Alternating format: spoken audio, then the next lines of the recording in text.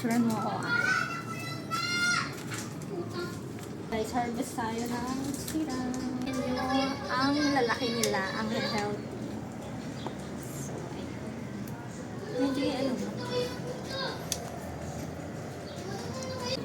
Magaling ka ng videographer. Eto to follow.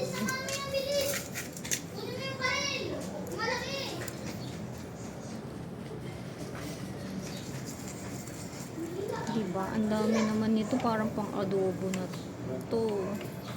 Yan.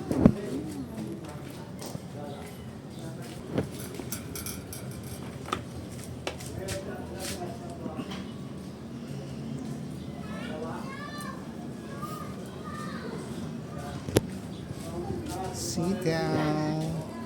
Etong isa binhi na to. Wag na yan, wag na yan. Guys, look. Meron na naman akong magiging binhi. Ang ganda niya. Balik natin doon para mabulok. Ang ganda daw niya. Okay. So, eto yung na-harvest natin sila for today's video. Tara, harvest tayong okra. Ang binhi na rin yung isa. Check natin guys kung pwede pa to. Mahal, pakita mo.